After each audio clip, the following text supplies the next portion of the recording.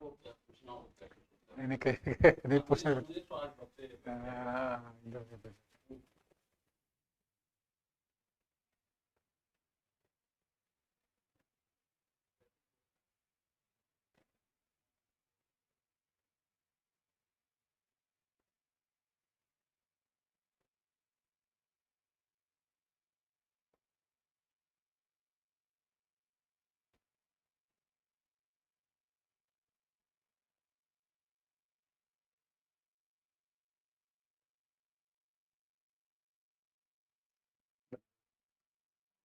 Good morning everyone.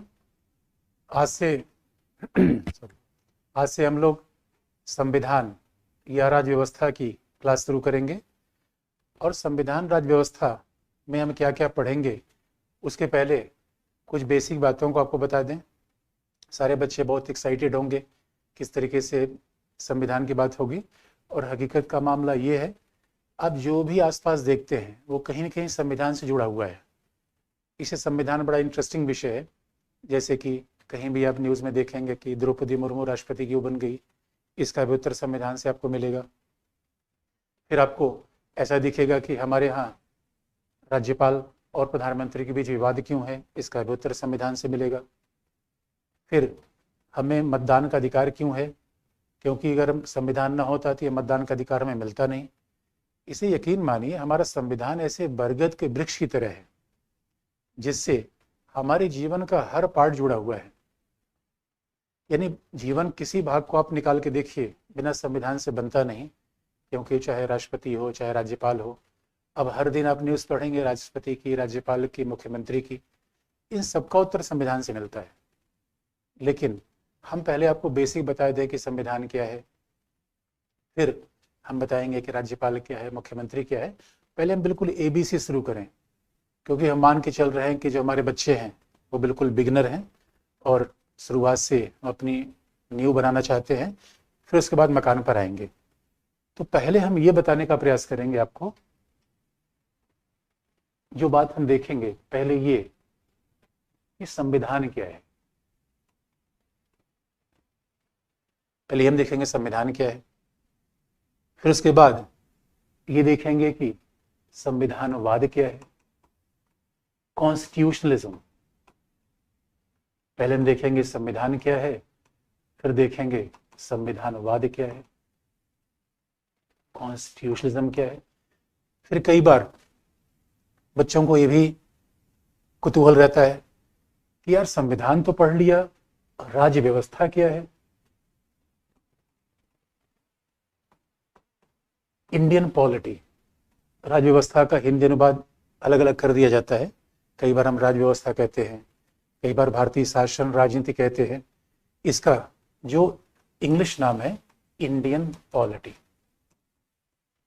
यानी अब पहले हम इन तीनों बातों में अंतर बताएंगे, फिर उसके बाद हम विषय की शुरुआत करेंगे, संविधान पर आएंगे। अब बड़ा इंटरेस्टिंग पार्ट है, हम शुरू करें संविधान से। अगर हम संविधान को पढ़ना चाहते हैं तो पहले हम आसपास देखें। इसलिए आप NCERT पढ़िएगा। NCERT की बेसिक बुक है, क्लास 6 से लेके क्लास 12 तक। बेसिक बात को पढ़िए, विषय को समझने का प्रयास करिए, रटने का प्रयास मत करिए, क्योंकि आप लोग बड़े हैं, बुद्धिमान हैं। इसी जब एक बार चीज़ समझ में आएगी, इंटरेस्ट आएगा, तो जो आवश्यक बात होगी अपने आप याद कर लेंगे आप। अब जरा देखिए, जब हम संविधान की बात करते हैं तो संविधान की सीधी बात करें कि अपने आसपास देखें। अब जहां भी आप रह रहे हैं वो समाज है। जितने बच्चे हैं, जो बच्चे गांव में बैठे हुए हैं, वो समाज है। अब गांव में आप जाओगे, सरपंच महोदय मिलेंगे। गांव के में आप जाओगे, कौन मिलेगा? विद्यालय मिलेगा, स्कूल मिलेंगे, ये समाज है। गांव में आप जाओगे तो फिर कोई नाटक मंडली मिल सकती है, ये समाज है। जो बच्चे शहर में बैठे होंगे वहां पे तमाम पर्यावरण के लिए काम करने वाले संगठन मिल जाएंगे, महिला संगठन मिल जाएंगे, प्रेस के लोग मिल जाएंगे, मीडिया के लोग मिल जाएंगे। यानी जब हम समाज की बात करते हैं, इसका मतलब है कि विद्यालय, विश्वविद्यालय, धार्मिक समूह। यानी आप जहां भी आसपास हैं, जरा सोच के देखिए, या तो हमारे आसपास विद्यालय है, विश्वविद्यालय है, या तो हमारे पास मंदिर है, मस्जिद है, ऐसी धार्मिक संस्थाएं हैं, या हमारे पास हो सकता है कोई दुकान वगैरह भी हो। यदि अब दुकान को समाज में माना जाए न माना जाए, इस बात में मतभेद हो सकता है, लेकिन सामान्यतः हम समाज में रहते हैं। यानी कल्पना करके देखो बच्चों, अगर हम समाज में न होते तो या तो अंटार्कटिका में होते या हिमालय के टॉप पे बैठे होते, और न तो हम अंटार्कटिका में हैं जहाँ पे केवल मछलियाँ हैं, सील है, और हिमालय के टॉप पे रहने कोई गुंजाइश नहीं है। यानी बड़ी इंटरेस्टिंग बात है कि हम समाज में रहते हैं और समाज की सबसे छोटी इकाई परिवार है। अब जब हम समाज में रहते हैं तो आप कहोगे सर ये बताओ, आप तो संविधान बताने वाले थे, फिर समाज पे कहाँ पे आ गए? तो कहानी शुरू यहीं से होती है। अब जिस समाज में है उसकी सबसे छोटी इकाई परिवार है। अब जरा परिवार को देखो, आपके भाई हैं, आपके बहन हैं, माता पिता है। कई बार ऐसा होगा कि अब घर में किसी बात पे संघर्ष हुआ। अब आप कहना चाहते हो कि मैं पढ़ूंगा, आपके पिताजी कह रहे हैं मैं शादी होने को उम्र हो गई, शादी कर ले, क्या करेगा पढ़ के? अब जरा सोच के देखिए, परिवार में संघर्ष उत्पन्न हुआ। अभी बड़ी अजीब सी बात है, बात ध्यान रखने की है कि संघर्ष उत्पन्न हुआ, हिंसा नहीं। यानी मारपीट हो जाना एक अलग मुद्दा होता है, और मतांतर हो जाना, दृष्टिकोण की भिन्नता हो जाना एक अलग मुद्दा होता है। और मानव स्वभाव ऐसा है कि स्वाभाविक रूप में जहां समाज है वहां संघर्ष हो जाता है। यानी संघर्ष क्या है? मतांतर। संघर्ष क्या है? मुझे लगता है कि पहले मुझे पढ़ना चाहिए, ताऊ कह रहे हैं पहले शादी कर लो, अभी संघर्ष आ गया। मैं कह रहा हूं कि मुझे पढ़ने के लिए किताबें चाहिए, और जबकि पिताजी कह रहे हैं कि छोटी बहन की शादी करनी है, फिर संघर्ष आ गया। घर में एक टेलीविज़न है, मैं कह रहा हूं कि मैं डीडी दूरदर्शन देखूंगा, कोई ज्ञान का चैनल देखूंगा, जबकि घर वाले कह रहे हैं कि नहीं हम नागिन 3 देखेंगे, फिर संघर्ष आ गया। तो बड़ा इंटरेस्टिंग पार्ट है कि समाज में संघर्ष समेता होता है, और आप देखते हो कितने संघर्ष पति पत्नी के हैं। संघर्ष ही तो है। अब समाज में संघर्ष केवल परिवार में ही नहीं है, समाज में संघर्ष मंदिर और मस्जिद के बीच में भी आ जाता है। समाज में संघर्ष विश्वविद्यालय में 2 गुटों के बीच भी आ जाता है। कई बार जो बच्चे कॉलेज गए होंगे तो आप देखेंगे वहां तमाम समूह बन जाते हैं, तमाम गुट बन जाते हैं। तो अब जहां भी जाओ देखो, यहाँ तक कि गांव में अगर आप प्रधान का चुनाव होने का मुद्दा होगा तो गांव में जाति के आधार पे, धर्म के आधार पे या आर्थिक हितों के आधार पे तमाम लोग आपस में टकरा जाते हैं। यानी हितों का विरोध हो जाता है। इसलिए भी कि लोग ज्यादा हैं, संसाधन कम है, इसलिए भी कि सबकी आकांक्षाएं अलग अलग हैं। भाई हर व्यक्ति प्रधान बनना चाहता है, हर व्यक्ति पावरफुल बनना चाहता है। भाई कौन विराट कोहली नहीं बनना चाहेगा? कौन क्रिकेटर फिल्म का व्यक्ति नहीं बनना चाहेगा? कौन शिक्षक नहीं बनना चाहेगा? तो समाज में संघर्ष होता है क्योंकि समाज में संसाधनों की भी कमी है और समाज में नजरिए की भिन्नता है। अब नजरिए की भिन्नता कैसे होता है कि आप अच्छा कपड़ा पहनना चाहते हैं, आपके गांव वाले कह रहे हैं भाई ये विदेशी कपड़ा कहाँ से पहन के आया है, फिर संघर्ष हुआ। इसका मतलब है कि समाज में अगर संघर्ष है, एक तरीका हमें चाहिए कि फिर संघर्ष का समाधान कैसे हो। ये समाज के सामने शुरू सवाल रहा है, आज से नहीं। लेकिन आज का समाज हो, 1000 साल पहले का समाज हो, जब भी समाज में संघर्ष आया, यानी ऐसा समाज जहां संघर्ष न रहा हो वो हमारी केवल कल्पना में होता है। कई बार दोस्तों फिल्मों कल्पना कर लेते हैं कैसे गगन के तले जहां प्यार ही प्यार पले, तो फिल्मों की कल्पना है। 3 घंटे में आप लिखते हैं दिल वाले दुल्हनिया ले जाएंगे, ऐसा फिल्मों में होता है, व्यवहारिक जीवन में नहीं होता। व्यवहारिक जीवन में संघर्ष वास्तविकता है, संघर्ष देखना पड़ता है। गांधी बाबा ने सोचा था हम राम राज्य बनाएंगे, कि जहां किसी प्रकार का संघर्ष नहीं होगा, वो कल्पना का विषय रह गया, कहीं बना नहीं। अब सवाल है कि जिस समाज में हम रहते हैं वहां संघर्ष है, तो या तो हम ये कल्पना करें कि ऐसा समाज बनाएंगे जहां संघर्ष होगा ही नहीं, वो हो नहीं पा रहा है। इसलिए हम दूसरा व्यवहार अपनाएं कि संघर्ष का समाधान कैसे किया जाए, कि आखिर में लफड़ा को हल कैसे किया जाए। उसी समय से फिर हमें क्या आवश्यकता पड़ी कि भाई संघर्ष का समाधान करना है तो कहीं न कहीं पुलिस होनी चाहिए। इसलिए वो ध्यान से आप देखेंगे आसपास जो आपकी पुलिस है, उस पुलिस को आप कभी बर्थडे में इन्वाइट नहीं करते, शादी ब्याह में इन्वाइट नहीं करते, उस पुलिस को तभी आप बुलाते हैं जब झगड़ा हो जा रहा है, दो पक्ष आपस में लड़ गए, भाई तभी तो हम पुलिस को बुलाते हैं। इसका मतलब है पुलिस की आवश्यकता ही इसलिए पड़ जा रही है कि समाज में संघर्ष का समाधान कैसे हो। और फिर पुलिस की आवश्यकता पड़ी तो निश्चित तौर पर संघर्ष केवल एक समूह दूसरे समूह के बीच हो जाए यही जरूरी नहीं है, बल्कि संघर्ष हो सकता है भारत और पाकिस्तान के बीच हो जाए, यानी संघर्ष एक परिवार दूसरे परिवार के बीच में, संघर्ष एक राज्य दूसरे राज्य के बीच में। तो हो सकता है कि संघर्ष भारत पाकिस्तान के बीच में हो जाए, उसके लिए हमें अपनी रक्षा के लिए सेना रखनी पड़ी। इसका मतलब है समाज में संघर्ष न हो ऐसा हो नहीं सकता, और संघर्ष होगा उसके लिए क्या चाहिए, हमें समाधान चाहिए। तो समाधान में क्या हमने बना लिया, पुलिस बना लिया, सेना बना लिया। और इस संघर्ष के समाधान के लिए जो पुलिस और सेना बनाया, उसका एक बड़ा सीधा सा नाम कहा जा सकता है कि हमें सरकार की आवश्यकता पड़ी। सरकार, वे पुलिस और सेना किसके रूप हैं, सरकार की आवश्यकता पड़ी। फिर आप पूछोगे कि अच्छा सरकार की आवश्यकता पड़ी, हमने तो सुना था सरकार के जो 3 अंग होते हैं वो है विधायिका, दूसरा है कार्यपालिका, तीसरा है न्यायपालिका। आप फिर ये भी कहोगे कि भाई हमने तो सर सुना था सरकार के 3 अंग होते हैं, विधायिका, कार्यपालिका, न्यायपालिका।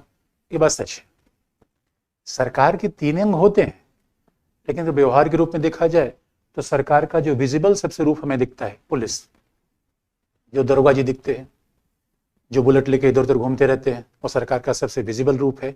इसका मतलब हो गया समाज में व्यवस्था बनाए रखने के लिए सरकार की आवश्यकता है, ये बात तय हो गई। समाज में व्यवस्था बनाए रखने की सरकार की आवश्यकता है। अब आप कहोगे सर कि ये बताओ विधायिका, कार्यपालिका, न्यायपालिका ये क्या है? ये सरकार की 3 बाहें हैं। जैसे हमारा मानव शरीर है, हाथ है, पांव है, तो सरकार के 3 अंग हैं। पुलिस और सेना तो आपको ज्यादा दिखती है, जो सरकार के लिए है, और वो हमारी सुरक्षा करती है, समाज में व्यवस्था बनाए रखती है। फिर आप कहोगे विधायिका, कार्यपालिका, न्यायपालिका क्या है? ये भी आपको बता दें, ये सरकार के ही 3 बाहें हैं। तो जब हम सरकार की बात करते हैं तो आपको याद दिला दें, ये सरकार की 3 बाह हो जाएगी। एक है विधायिका। विधायिका नाम से दिखता है, जिसका काम है विधि का निर्माण करना। तो सरकार क्यों बनती है? क्योंकि हमें विधि का निर्माण करना है, कानून बनाना है। इसका मतलब अगर सरकार न हो तो स्वाभाविक रूप में कानून नहीं बनेगा। सरकार क्या करती है? कानून बना देती है। तो आप कहोगे सर ये बताओ परंपरा क्या होगा, हमारे धर्म का क्या होगा, प्रथा क्या होगा? उस बात का जवाब अभी आपको मिल जाएगा। अब जब सरकार कानून बनाती है तो आप कहोगे सर विधायिका में आता कौन है? तो विधायिका में कौन आएगा? अगर भारत में आप देखो तो फिर राज्यसभा और लोकसभा। आपके राज्यों में विधानसभा और विधान परिषद ये विधायिका के पार्ट है। बात ध्यान में रखना है भाई, विधायिका की आवश्यकता क्यों पड़ती है? कानून बनाना है। अब कानून बनाना है तो अपने आप में एक संस्था होनी चाहिए, सरकार का पहली बाह है। अब कानून तो बन गया, भाई विधायिका ने कानून बना लिया कि दहेज निवारक अधिनियम। तो अब सवाल है कि कोई दहेज ले रहा है तो क्या हम राज्यसभा के सांसद को भेजेंगे या लोकसभा के सांसद को? भाई अगर विधायिका ने कानून बना लिया, विधायिका ने कानून बना लिया कि मोटर व्हीकल एक्ट, मोटर वाहन अधिनियम। अब मोटर वाहन अधिनियम का मतलब है कि बिना हेलमेट पहने कोई वाहन नहीं चलाएगा। लेकिन अगर बिना हेलमेट पहने कोई वाहन चलाने लगा तो सवाल है उसको कंट्रोल कैसे किया जाए? तो उसके लिए फिर सरकार के अलग अंग की आवश्यकता पड़ी, जिसका नाम क्या है? कार्यपालिका। तब उसके लिए सरकार के अलग अंग की आवश्यकता पड़ी, जिसका नाम है एग्जीक्यूटिव, कार्यपालिका। यानी कार्यपालिका का मूल काम क्या है? विधियों का क्रियान्वयन। बात ध्यान में रखने की है, विधियों का निर्माण नहीं।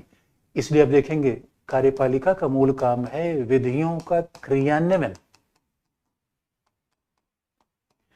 विधियों को लागू करना, उसको जमीन पे लाना।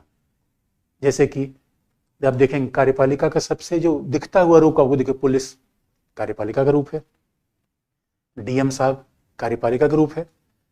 और मेरे बच्चों ये बात कही भी जाती है कि भारत में पावर के 3 ही सेंटर हैं, सीएम, डीएम, पीएम। ये सब कार्यपालिका है। इनका मूल काम क्या है? जो विधियां बनी हुई हैं उनको क्रियान्वित करना। और विधियां क्रियान्वित करना ये भी बात है, लेकिन एक इनका और काम है, विधि बना दिया विधायिका ने, लागू कर दिया, क्रियान्वित करने में लागू कर दिया ना, जमीन पे लगा देना। जो इसलिए जो मोटर वाहन अधिनियम बनाया है संसद, विधायिका ने बात ध्यान रखने की, संसद नहीं विधायिका, अंतर आपको आगे बताएंगे। लेकिन लागू कौन कर रहा है? कार्यपालिका, पुलिस लागू कर रही है। लेकिन एक काम और है, आपने देखा होगा कभी भारत सरकार ने एक नई शिक्षा नीति बनाई, भारत सरकार ने कहा है act east policy, foreign policy में एक नई बात बना दी। बात ध्यान में रखने की है कि कार्यपालिका के एक और काम होता है नीति का निर्माण, पॉलिसी मेकिंग। आप ये देखो, विधि के क्रियान्वयन का काम अलग है, पॉलिसी मेकिंग, लॉ मेकिंग अलग है। लॉ मेकिंग का मतलब है मोटर वाहन अधिनियम, जहां अधिनियम लिखा होगा वो लॉ होगा, एक्ट। जहां पे शिक्षा नीति, जहां पॉलिसी होगी वो कार्यपालिका बनाती है। क्योंकि याद रखिए, पॉलिसी बनाना कार्यपालिका की जिम्मेदारी है, विधि बनाना विधायिका की जिम्मेदारी है। विधि के उल्लंघन पर आपको पिटाई होगी। विधि का उल्लंघन किया आपने, पिटना तय। इसे दरोगा जी डंडा लेकर घूमते रहते हैं। लेकिन पॉलिसी का उल्लंघन किया तो पिटना तय नहीं है। भाई आपकी नई शिक्षा नीति सरकार ने बना दी कि पढ़ो, हमारा पढ़ने का मन नहीं कर रहा है। सरकार ने कहा स्टार्टअप पॉलिसी है और हमारा कुछ उद्योग बनाने का मन कर ही नहीं रहा, सरकार हमको बाधित थोड़ी करेगी। इसलिए बड़ी ध्यान देने की बात है कि पॉलिसी सरकार बनाती है, कार्यपालिका बनाएगी, और पॉलिसी कार्यपालिका के साथ चेंज हो जाती है। मोदी की पॉलिसी अलग, उसके पहले नरसिंह राव की पॉलिसी अलग, मनमोहन सिंह की पॉलिसी अलग। लेकिन विधि सरकार के बदलने के अनुसार बदलती नहीं। बात ध्यान रखना है बच्चों, और आराम से पढ़ना है हमें। अब जरा सोच के देखो कि विधि सरकार के हिसाब से बदलती नहीं पहला, और विधि का उल्लंघन किया तो डंडा पड़ना तय। लेकिन जो पॉलिसी होती है वो सरकार बदलने से बदल जाती है, और इसके उल्लंघन पर दंड वगैरह का कोई प्रावधान नहीं होता।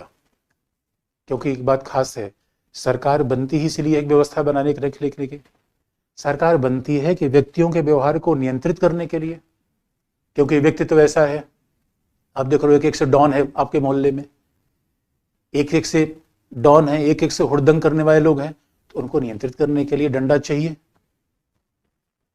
इसलिए सरकार के पास डंडा होता है, कार्यपालिका के पास डंडा होता है, तो नीति का निर्माण करती है। फिर आप कहोगे कि जैसे शिक्षा की नीति, एक्ट ईस्ट पॉलिसी, फिर आप कहोगे सर कार्यपालिका में आता कौन है? तो कार्यपालिका में 2 कार्यपालिका है।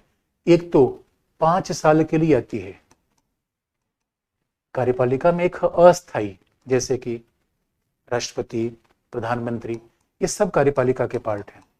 राष्ट्रपति, प्रधानमंत्री, उसके बाद फिर मुख्यमंत्री, राज्यपाल, ये सब कार्यपालिका के पार्ट हैं। मंत्री, ये सब कार्यपालिका के पार्ट हैं, जो कि निर्वाचित होते हैं 5 साल के लिए। यानी बड़ी इंटरेस्टिंग बात है, 5 साल के बाद ये रहेंगे नहीं रहेंगे फिर से जनता से पूछा जाएगा। लेकिन दूसरी कार्यपालिका होती है जो स्थायी, दूसरी कार्यपालिका होती है जो स्थायी होती है। अब स्थायी कार्यपालिका का मतलब है डीएम साहब, कप्तान साहब। ये क्या है? ये एक बार सेवा में आए तो स्वाभाविक रूप में जब तक ये रिटायर्ड नहीं होंगे तब तक शासन में रहेंगे।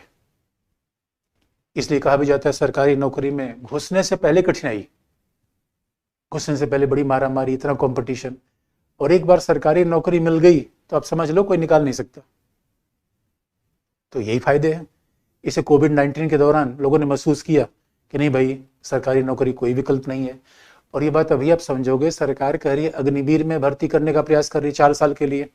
बहुत सारे अभ्यर्थी कह रहे हैं कि नहीं नहीं भाई, मैं 4 साल के लिए नहीं, गवर्नमेंट जॉब तो परमानेंट चाहिए।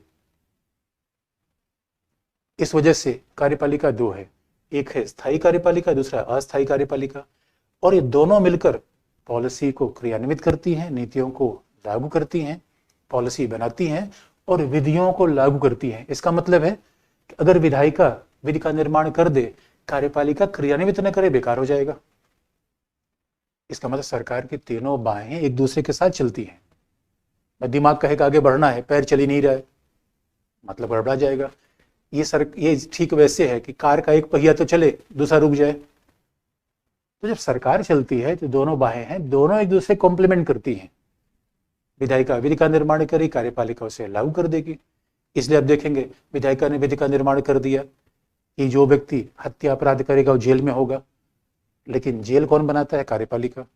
पुलिस वाला जेल में रहता है, लोगों को जेल में बंद करता है। ये काम विधायक का नहीं है। सांसद महोदय से आप नहीं कहोगे कि सर ये देखो यार आदमी खुला छूट रहा है, ये तो दंडित हो गया है।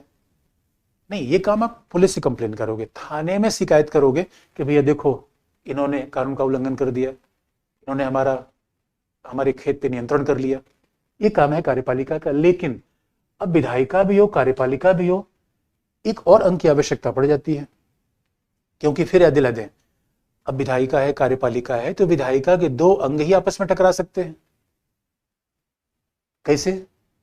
अब पता चला कि कोई लोकसभा ने कानून बना दिया, राज्यसभा ने कानून बना दिया, केरल सरकार कह रही हम नहीं मानेंगे, अब लफड़ा आ गया। अब एक बड़े विवाद ही तो आ गया। भाई हमारे यहाँ राज्यसभा लोकसभा ने मिलकर कानून बना दिया, केरल सरकार कह रही हम नहीं मानेंगे, विवाद हो गया। इसका मतलब अब विवाद हो जाए तो हमें एक अंपायर की आवश्यकता पड़ती है। जैसे मैच खेलते हैं, और बच्चों बड़ी इंटरेस्टिंग बात थी कि जब भी हम मैच खेलते हैं तो जिसका बैट होता है वो बड़ा प्रभावशाली होता है, और कई बार जो बच्चा आउट हो जाता है वो नो बॉल, अगर हम आउट हो गए तो नो बॉल। लेकिन अब ऐसे सरकार तो नहीं चल सकती। तो यहां पे मामला देखा गया कि भाई देखो, सरकार के लिए एक आपके पास तंत्र होना चाहिए जो विवाद को सुलझाए। विवाद को सुलझाने की अलग व्यवस्था होनी चाहिए, एक विवाद निवारण तंत्र होना चाहिए। तंत्र मतलब व्यवस्था, प्रावधान। और विवाद को सुलझाने के लिए जिसका निर्माण किया गया उसका नाम है न्यायपालिका। विवाद निवारण के लिए सरकार की तीसरी बाह बनाई गई, इसका नाम है न्यायपालिका। अब जरा सोच के देखिए, न्यायपालिका की आवश्यकता कहां पड़ेगी? अगर प्रधानमंत्री और मुख्यमंत्री के बीच टकराहट हो जाए, कई बार होती भी आप देखेंगे, अगर प्रधानमंत्री और मुख्यमंत्री के बीच संघर्ष आ जाए तो मामला जाएगा न्यायपालिका के पास। फिर यानी विधायिका के पास लोकसभा राज्यसभा कोई कानून बनाए, राज्य विधानसभा मानने से मना कर दे, फिर संघर्ष किसके पास जाएगा? न्यायपालिका के पास। और ये भी ध्यान रखने की बात है, ये मान लीजिए मैं घूम रहा हूं, आप क्लास कर रहे हैं और अचानक पुलिस क्लासरूम में घुस के आपको पीट दिया, ये भाई बड़ा विवाद का मुद्दा है, ऐसा कैसे कोई कर सकता है? इसलिए हम कहां जाएंगे? न्यायपालिका के पास। इसलिए न्यायपालिका का मतलब क्या है?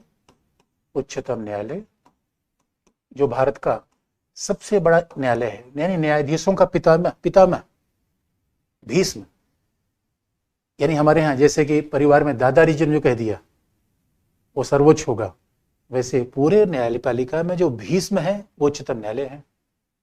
इसलिए जस्टिस चंद्रचूड़ के पास मामला जाता है, जस्टिस चंद्रचूड़ के पास मामला जाएगा। गवर्नर के खिलाफ मुख्यमंत्री शिकायत कर रहा है, तो ये मामला जस्टिस चंद्रचूड़ हल करेंगे, तो ये उच्चतम न्यायालय। उसके नीचे कौन आएगा? उच्च न्यायालय। उसके नीचे आएगा जनपद न्यायालय, उसके नीचे आएगा जनपद न्यायालय। इसका मतलब हो गया, ये हो गए सरकार के तीन अंग। सरकार के तीन अंग हो गए और तीनों एक दूसरे के पूरक रूप में काम करते हैं। क्योंकि आपको याद दिला दें, अगर विधायिका हो कार्यपालिका न हो तो नियम लागू नहीं हो पाएगा। अब दोनों हो, न्यायपालिका हो, तो झगड़ा हल नहीं हो पाएगा, हमेशा झगड़ा ही मचा रहेगा। न्यायपालिका ही केवल हो और विधायिका न हो तो विधि का निर्माण ही नहीं हो पाएगा, क्योंकि जो झगड़ा इन्हें हल करना है वो किसी विधि के अनुसार जो विधायिका ने बना रखी है। भाई विधायिका ने जो बना रखी है उस विधि के अनुसार ही हल करेंगे। इसका मतलब है सामान्य भाषा में समझें तो सरकार के तीन अंग हैं, सरकार के तीन अंग आ गए। फिर बात को पीछे भी याद दिला दें, सरकार की आवश्यकता क्यों पड़ी? विवाद को हल करने के लिए। ये दो बात का समाधान हमें मिल गया। अभी भी हमें संविधान की बात अभी नहीं मिली, संविधान क्या है। अभी हमें दो बात का उत्तर मिल गया कि समाज में विवाद होता है, पहला, विवाद को हल करने के लिए सरकार का निर्माण करते हैं, दूसरा, अब सवाल ये है, अगर सरकार का निर्माण है तो शायद ही दुनिया कोई ऐसा आप देश देखेंगे जहां सरकार ना हो। अब विवाद इस बात पे आता है कि ठीक सरकार तो हमने बना लिया, आपने कहा सर विधायिका, कार्यपालिका, न्यायपालिका, सरकार के 3 अंग भी हमने बना लिया, लेकिन एक बड़ी समस्या तब दिखती है जब अगर सरकार होना जरूरी है तो आप देखिए अब समस्या कहां पर आती है।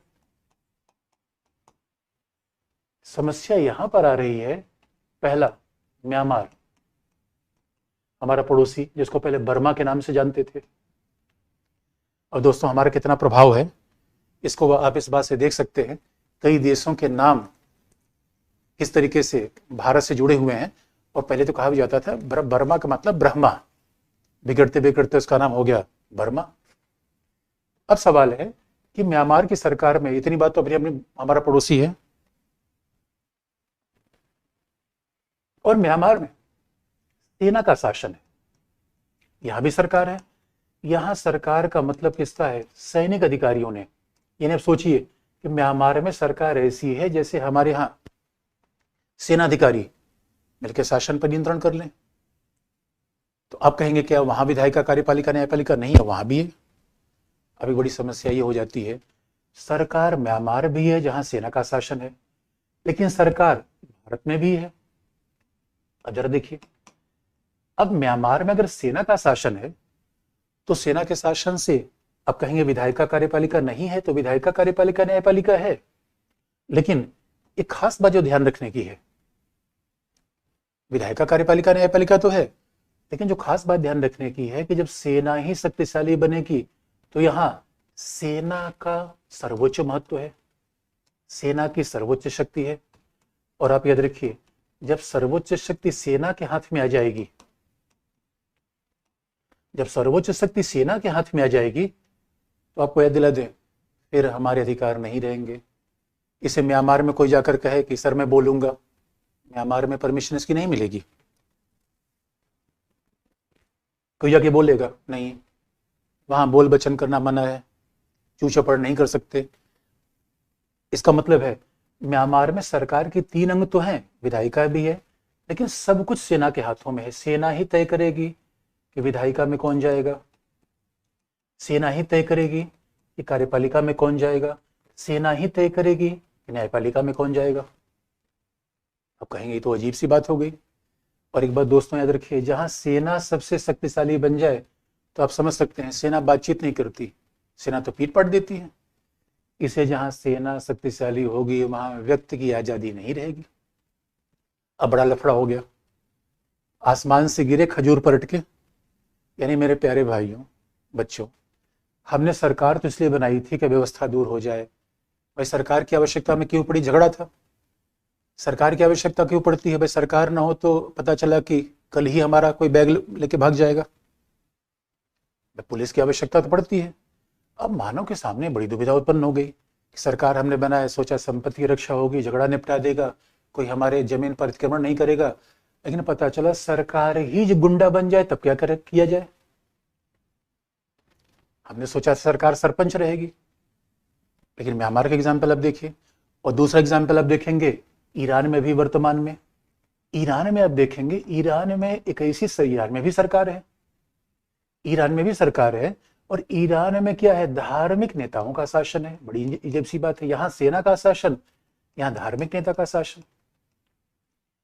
अब धार्मिक नेता का शासन है, जरा सोच के देखिए, कोई आपको पड़ोसी ये कहे आपको क्या पहनना है तो आप कहेंगे भैया अरे यार पैदा हुआ हो दिमाग लेके, ये हाथ पैर पैदाइशी में मिला है, और मेरे बच्चों जितने सब लोग क्लास देख रहे हैं ये सबको मिला हुआ है। कमाल की बात है, पैदा हुए हम अपने हाथ पैर लेके, जब हम पैदा हुए तो दिमाग हमारे पास था, और हर व्यक्ति पास दिमाग है, हर व्यक्ति पास सोचने की क्षमता है। तो ये मेरे प्यारे भाई बताओ कि जरूरी है कि हम शादी विवाह करने से ताऊ से पूछे, कपड़ा पहनने के लिए सरकार से पूछे? सोचने बड़ी हैरानी की बात लग रही है। लेकिन ईरान में ऐसा है, ईरान में भी आपने देखा होगा कि ये कहा गया एक विशेष किस्म का धार्मिक वस्त्र पहना जाए। आप कहेंगे, अब आपसे पूछा सर, आप पूछोगे सर ऐसी सरकार हमें चाहिए? आपको ना बाबा ना, ऐसी सरकार तो नहीं चाहिए। अरे सरकार हमने लिया था कि भाई हमारी संपत्ति की रक्षा कर दे, जीवन की रक्षा कर दे। सरकार ये थोड़ी करेगी कि हम क्या कपड़ा पहनेंगे, हम क्या बनना चाहते हैं, हम कहाँ आना जाना चाहते हैं। और इसलिए दोस्तों कई बार सरकार समस्या पैदा करती है। और मुझे इस बात में कि स्कूल घटना याद आ रही है। हम लोग स्कूल में पढ़ा करते थे और एक दरोगा जी थे। दरोगा जी डंडा लेकर घूमते थे और जिन बच्चों के बाल बड़े बड़े होते थे, अमिताभ बच्चन की फिल्में देख के बच्चे बड़े बड़े बाल रखते थे, और दरोगा जी उन बच्चों को ऐसी पिटाई करते थे। अब जरा सोच के देखिए, बाल रखना भाई, इसमें दरोगा जी क्या मतलब है। यही मामला ईरान में हुआ। अब सर सोच के देखिए, सरकार यहां भी है, म्यांमार में भी है, सरकार ईरान में भी है, लेकिन अब यहां पे क्या है, धार्मिक नेता का प्रभाव है। और धार्मिक नेता का प्रभाव इसका मतलब है यहां भी आजादी गई, यहां भी व्यक्ति मरा, यहां भी व्यक्ति मरा। इसे म्यांमार में लोग भाग भाग के इधर भारत आ रहे हैं। ईरान में आप देखिए किस तरीके से विरोध हुए, और वहां पर यानी दोनों कंडीशन में सरकार सर्वोच्च हो जा रही है। सरकार के पास सर्वोच्च शक्तियां आ जा रही है, सरकार के पास निरंकुश शक्ति आ जा रही है जिस पर कोई अंकुश ना हो। दोस्तों वो याद रखिए, घोड़े पर अंकुश लगाने की लगाम लगाई जाती है, हाथी पर अंकुश लगाने के लिए महावत को पता है कहां उसको मारना है। और जरा सोच के देखिए, अगर सरकार बेलगाम हो जाए भाइयों और बहनों, फिर तो आफत मच जाएगी। अरे सरकार सर्वोच्च हो जाए, सरकार पे कोई अंकुश न रहे, इसका मतलब सरकार कुछ भी कोई फरमान जारी कर देगी।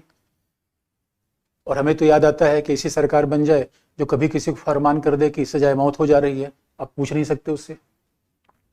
इसीलिए जरा सोच के देखिए, मामला सरकार बनाने का नहीं है, मामला है सरकार बनाने के साथ व्यक्ति की आजादी भी बचाए रखने का। अब दूसरी समस्या उत्पन्न हुई। इसीलिए आपको हम याद दिला दें, समाज में संघर्ष के लिए सरकार बनाई, ये सरकार निरंकुश ना हो जाए, सरकार बेलगाम ना हो जाए। और सरकार निरंकुश हो जाएगी, बेलगाम हो जाएगी, फिर तो व्यक्तियों के अधिकारों को एकदम से सत्यानाश कर देगी। इसी योजना को देखते हुए अमेरिकन के दिमाग में ये पहल आई। अमेरिकन का ना भाई, हम ऐसा काम नहीं करेंगे।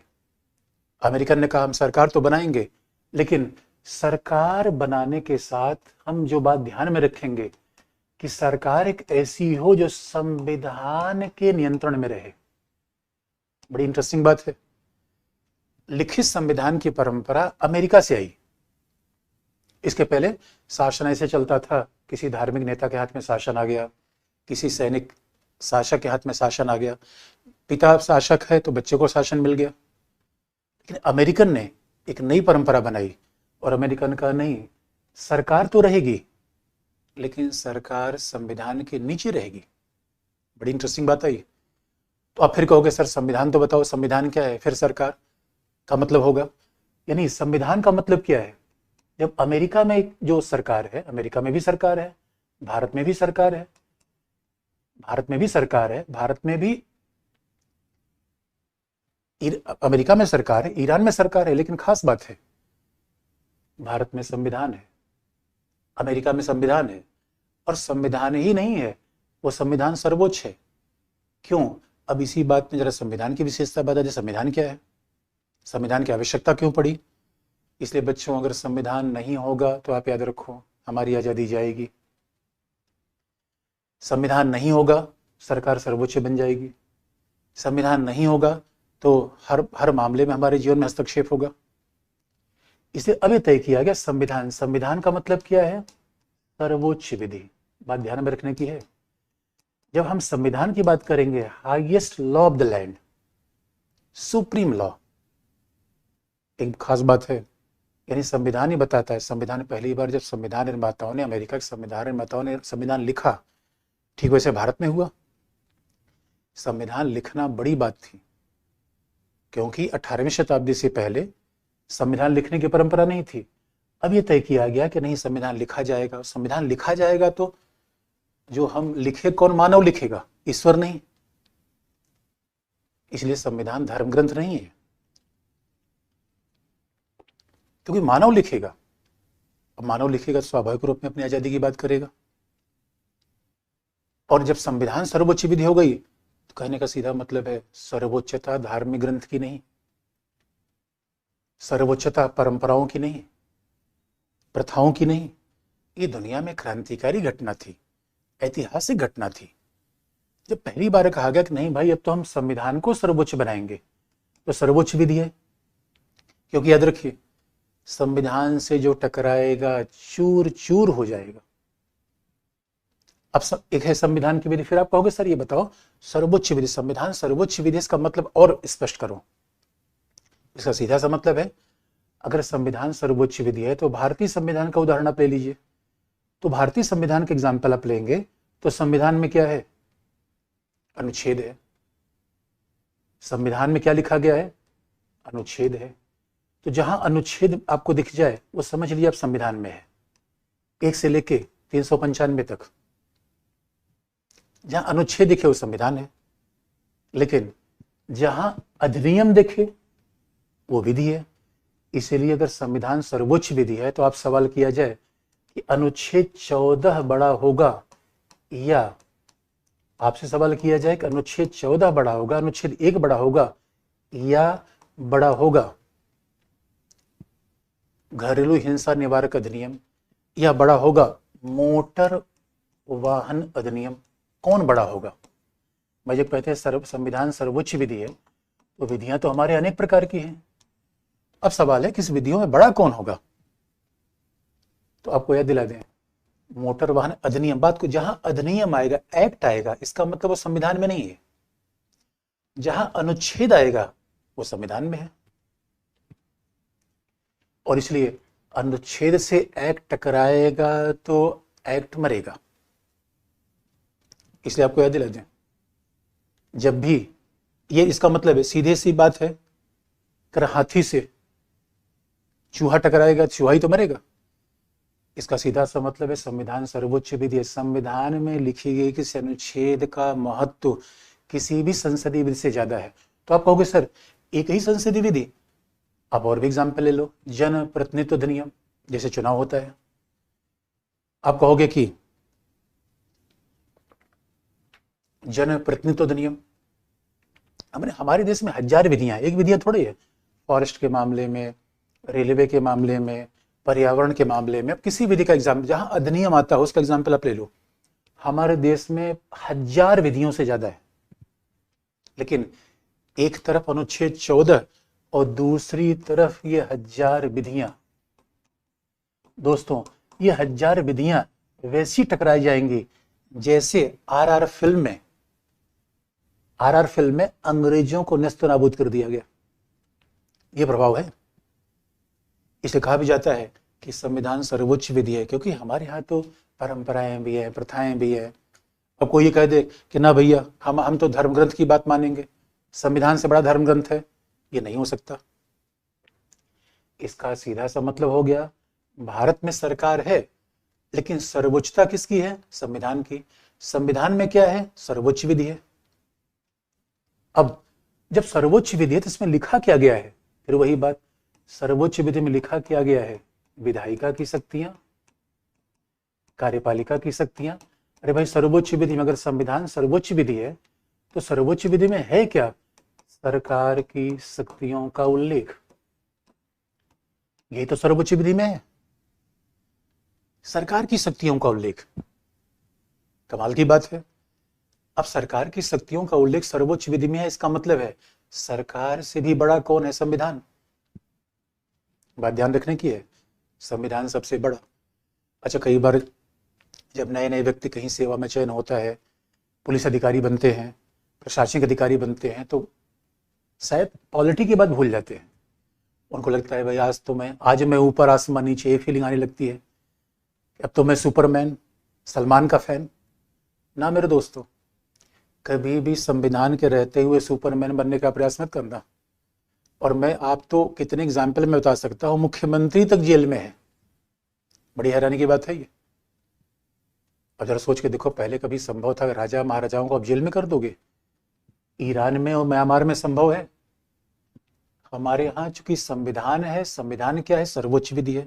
सर्वोच्च विधि में शासन की तीनों अंगों का उल्लेख है, और इसलिए हमारे यहाँ भी सरकार है लेकिन सर्वोच्चता संविधान की है। बड़ी इंटरेस्टिंग बात है ये। और संविधान हमें इसीलिए बनाना पड़ा। अगर संविधान न बनाते तो क्या होता?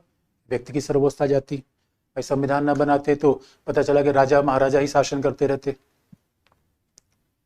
संविधान जब हमने बनाया तो दुनिया में बड़ा क्रांति किया। हमने कहा ना भाई, संविधान की सर्वोच्च के संविधान क्या है? नियमों का दस्तावेज, संग्रह, जो आर्टिकल के रूप में है, भाग के रूप में है। संविधान में 22 भाग है। ये कई बार ABC गिनने में मतभेद होता है, फिर भी हम ABC के बजाय सीधे 22 भाग को गिने। और कई बार अनुच्छेद को भी गिनने पर मतभेद हो जाता है। लोग कहते हैं भाई 340 है, आप कह रहे 440 है, 395 ही नहीं है।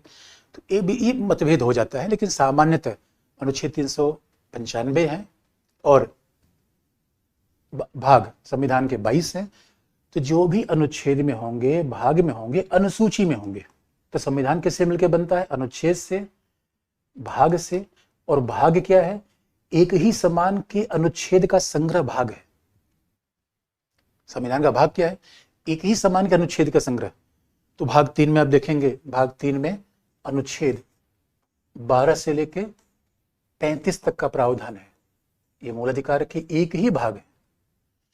एक भाग में एक ही किस्म के अनुच्छेद शामिल होते हैं। जैसे आप किचन में रखते हैं तो टमाटर की टोकरी टमाटर में, आलू की टोकरी आलू में। इसका मतलब अलग अलग टोकरी अपने बना दिया। तो संविधान निर्माताओं ने किया कि जो समान स्वभाव वाले अनुच्छेद थे उनको एक भाग में रख दिया। भाई सीधी सी बात है, घोड़े को घोड़े के साथ मिलाएंगे, गधे को गधे के साथ मिलाएंगे, आलू को आलू के साथ रखेंगे। आपने जैसे कि आप पॉलिटी वाली एनसीईआरटी अलग रख लो, हिस्ट्री वाली एनसीईआरटी अलग रख लो, वैसे ही संविधान निर्माताओं ने क्या किया कि अनुच्छेद जो एक समान स्वभाव वाले अनुच्छेद थे उनको एक भाग में रख दिया। भाग हो गया, इसलिए एक भाग में कई अनुच्छेद होते हैं। लेकिन आप जानते हो हमारे यहाँ ऐसा मामला संविधान में फिर आया कि ठीक है, संविधान में कुछ कुछ अनुच्छेद के विस्तार की आवश्यकता पड़ी। भाई संविधान का मतलब है सर्वोच्च विधि। पहला, सर्वोच्च विधि में सरकार के 3 अंग है। दूसरा, अब इस सर्वोच्च विधि में क्या है? 395 अनुच्छेद है। सर्वोच्च विधि क्यों है? ये किसी भी विधि से बड़ी है जो संसद ने बनाई हुई है, राज्य ने बनाई हुई है। परंपरा, प्रथा, धर्म सबसे बड़ी है सर्वोच्च विधि है। इस संविधान से बड़ी कोई विधि है ही नहीं है। आप कहोगे सर ईश्वर भी नहीं है। भाई देखो, हमारा संविधान ईश्वर की बात नहीं करता। ईश्वर का मसला व्यक्तियों का है। संविधान तो हमारा शुरू ही होता है भारत के लोगों से, we the people of India. इसलिए फिर अब महसूस हुई कि कई अनुच्छेद ऐसे थे जिनके विस्तार की आवश्यकता थी, जिनको विस्तार देने की आवश्यकता थी। अब मान लीजिए कि जब हम कोई किताब लिखते हैं तो अब मान लीजिए कि एक ही किताब के लिए कई रेफरेंस हमें देना है। तो अनुच्छेद 1 में लिखा गया कि भारत राज्यों का संघ है, India that is Bharat shall be union of states. तो जब अनुच्छेद 1 में लिखा गया कि भारत राज्यों का संघ है, तो अब सवाल है कि अनुच्छेद 1 में फिर यह भी लिखा जाना चाहिए था कि राज्यों के नाम क्या है, उत्तर प्रदेश, बिहार, राजस्थान, ये सब लिखना चाहिए था। लेकिन अगर अनुच्छेद 1 में सारी बातें लिखी जाती तो बड़ा हो जाता है, विस्तार हो जाता है, अजीब सा अनुच्छेद हो जाता।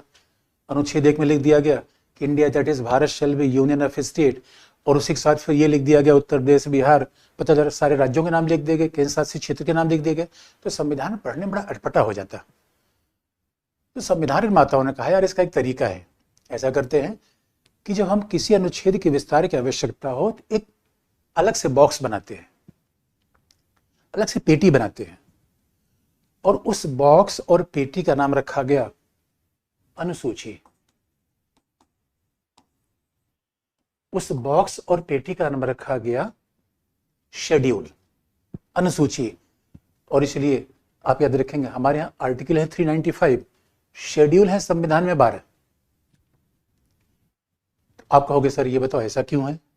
तो बात सीधी सी है, हर अनुच्छेद के लिए पेटी बनाने की आवश्यकता नहीं थी, हर अनुच्छेद के विस्तार की आवश्यकता नहीं थी। इस वजह से हमने ये तय किया कि कुछ अनुच्छेद हैं जिनके विस्तार की आवश्यकता पड़ेगी, तो उन अनुच्छेदों को विस्तार के लिए हमने अनुसूची बना दी। जैसे कि आप देखेंगे 12 अनुसूची क्यों रखी गई? पहले अनुसूची के विस्तार की आवश्यकता हुई तो हमने पहले अनुच्छेद के विस्तार की आवश्यकता हुई, पहले अनुसूची बना दी गई। फिर ये कहा गया जैसे संविधान में आप आगे बढ़ेंगे तो उसमें लिखा हुआ है कि जो भारत सरकार के पदाधिकारी होंगे उनके वेतन भत्ते होंगे। अब राष्ट्रपति का वेतन भत्ता अनुच्छेद 54 में 53 में बताने से अच्छा था उसके लिए एक अलग पेटी बना दिया जाता, फिर अनुसूची 2 बना दी हमने। इसी किस्म से हमने अनुसूची मूल संविधान में 9 बनाई थी और अभी बढ़ के ये हो गई। अच्छा, मूल संविधान में 8 अनुसूची बनाई थी, अभी बनकर हो गई है 12।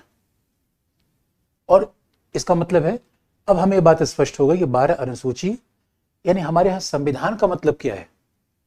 संविधान का मतलब क्या है? 12 अनुसूची, सर्वोच्च विधि, भाग 3 और उसमें कार्यपालिका, विधायिका, न्यायपालिका की शक्तियां। लेकिन अभी बात पूरी नहीं हुई है, संविधान की बेसिक फ्रेमवर्क हमें मिल गया। अभी बात को थोड़ा और विस्तार करें कि ठीक है, जो संविधान की सर्वोच्चता का मामला है ये महत्वपूर्ण है, यानी इंटरेस्टिंग पार्ट है। भारत में भी सरकार है, ईरान में भी सरकार है, म्यांमार में भी सरकार है। बड़ा ध्यान देने का विषय है ये। भारत में भी सरकार है, ईरान में भी सरकार है, म्यांमार में भी सरकार है, लेकिन म्यांमार और ईरान में सरकार की सर्वोच्चता है, व्यक्ति की सर्वोच्चता है। बड़ा इंटरेस्टिंग पार्ट आ गया।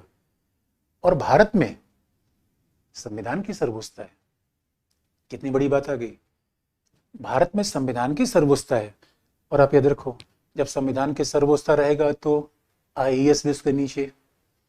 इसलिए कई बार लोग ये कह देते हैं कि भारत में सबसे बड़ा डीएम, सीएम और पीएम। ना मेरे दोस्तों, ये बहुत बड़ी गलतफहमी है, इसको दूर कर लिया जाए तो अच्छा है। भारत में अगर कोई सबसे बड़ा है तो एकमात्र संविधान, यानी कितने ऊंचे पद पर होइए, आपसे भी ऊंचा संविधान है।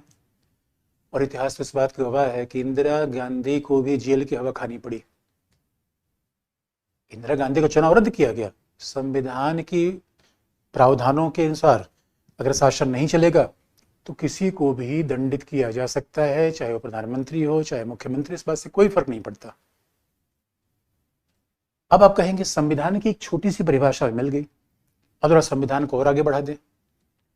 आप कहोगे सर संविधान में इतनी बातें हैं। नहीं, थोड़ा सा और बातें संविधान में है, लेकिन एक बात तुम्हें पता चल गया कि संविधान सर्वोच्च विधि है। संविधान क्या करती है? सरकार पर लगाम लगाती है, अंकुश रखती है। इसे आप याद रखिए, हमारे यहाँ प्रधानमंत्री जो चाहे वो नहीं कर सकते, मुख्यमंत्री जो चाहे वो नहीं कर सकते। यानी संविधान वैसी सरकार पर अंकुश लगाता है जैसे स्वाभाविक रूप में घोड़े पर हम लगाम लगाते हैं। बड़ी बात है ये संविधान क्यों है? सरकार को सीमित करने के लिए। इसी बात को थोड़ा और विस्तार कर दें तो अब आपको और फिर संविधान की विशेषता पता चल जाएगी। संविधान क्या हो गया? पहला, संविधान क्या करता है? सरकार के 3 अंगों की शक्तियां बताता है।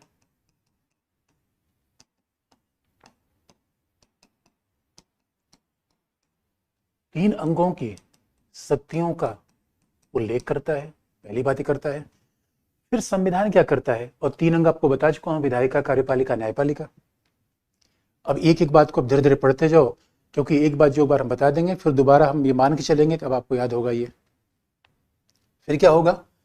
उसके बाद सरकार की 3 अंग की शक्तियों का उल्लेख होगा। तो संविधान का और काम क्या है?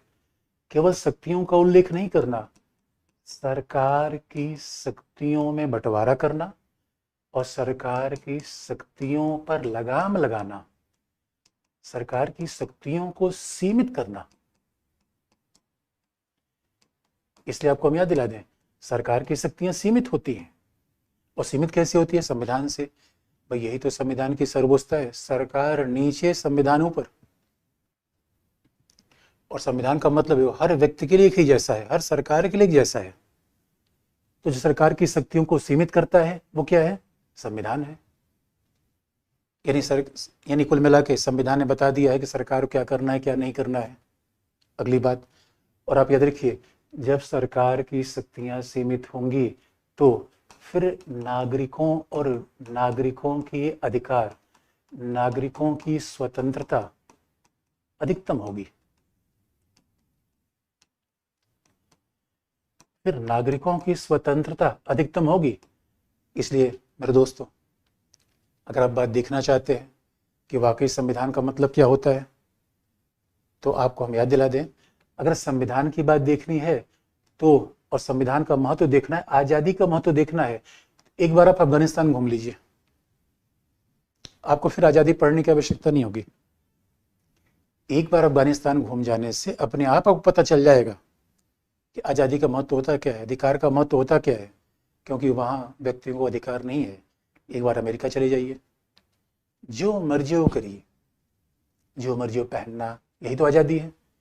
अरे भाई, अपना हम शरीर तो लेके पैदा हुए, अब ये कोई थोड़े में बताएगा कि हम क्या पहने, क्या खाएं, क्या करें। इसलिए आप याद रखिए, अमेरिका में संविधान है। और बड़ा इंटरेस्टिंग पार्ट आप देख लीजिए, भारत में भी इतना बड़ा फिल्म उद्योग इसीलिए आया कि हमारे यहाँ व्यक्तियों को, नागरिकों को स्वतंत्रता है, नागरिकों को अधिकार है। भाई व्यक्ति बताएगा हम कौन सी फिल्म बनाएंगे। इसलिए कई बार आपने देखा होगा हॉलीवुड इंडस्ट्री का विकास अमेरिका में हुआ, भारत में इधर मुंबई फिल्म इंडस्ट्री का विकास हुआ। ऐसी फिल्म उद्योगों का विकास बाकी गैर लोकतांत्रिक देशों में नहीं हो पाया, क्योंकि वहां तो कहीं पे व्यक्ति का शासन है, कहीं व्यक्ति की मनमर्जी है, तानाशाही है। तानाशाही का मतलब है जहां आजादी का गला घोंट दिया जाए, जहां आजादी को टोटे टोटे कर दिया जाए, वो तानाशाही है। नॉर्थ कोरिया भी आप जा सकते हैं, तानाशाही है। ये कितनी बड़ी बात है दोस्तों। भारत जैसे देश में अगर आप हैं तो आपको ये संविधान से अधिकार मिल रहा है, संविधान से आजादी मिल रही है, कितनी बड़ी बात है। अब इसका मतलब आप कहेंगे अगर सरकार की शक्तियां सीमित न होती तो आप याद रखिए फिर तो नागरिकों की आजादी खत्म हो जाती। इसलिए म्यांमार में सरकार है, नागरिकों की आजादी नहीं है। इसलिए सरकार को हमें सीमित करना है, नियंत्रित करना है। एक बात याद रखें, हमारे पास ये विकल्प नहीं है सरकार को समाप्त करना है, नहीं नहीं, ये तो विकल्प है ही नहीं। ये हमने पहले बता दिया कि अगर हम ये सोचे सरकार को समाप्त कर देंगे तो हम एक कल्पना में जी रहे हैं, क्योंकि हमें सरकार चाहिए व्यवस्था बनाए रखने के लिए, सुरक्षा बनाए रखने के लिए, इसे तो हमें सरकार चाहिए। लेकिन सरकार को नियंत्रित करना, सीमित करना बड़ा जरूरी है। अब सवाल आ गया कि नागरिकों की स्वतंत्रता और अधिकार, इसलिए भारतीय संविधान में आप देखेंगे कि मूल अधिकार का भाग है, नागरिकों की स्वतंत्रता पर बड़ा बल है। और एक खास बात आपको बता दें, ये नागरिकों की जो स्वतंत्रता अधिकार है उसको सरकार भी छीन नहीं सकती। बड़ी इंटरेस्टिंग बात है ये, उसको सरकार छीन नहीं सकती, क्योंकि सरकार ने आजादी दी नहीं है, आजादी संविधान ने दी है और संविधान हमने लिखा है। इसका सीधा सा मतलब हो गया, अगर संविधान है तो इसका मतलब है फिर संविधान की आत्मा क्या है। जैसे हमारे शरीर में दो भाग होता है, एक शरीर की आत्मा है और दूसरा शरीर का कंकाल है। शरीर के दो भाग होते हैं, एक आत्मा है और शरीर का कंकाल है।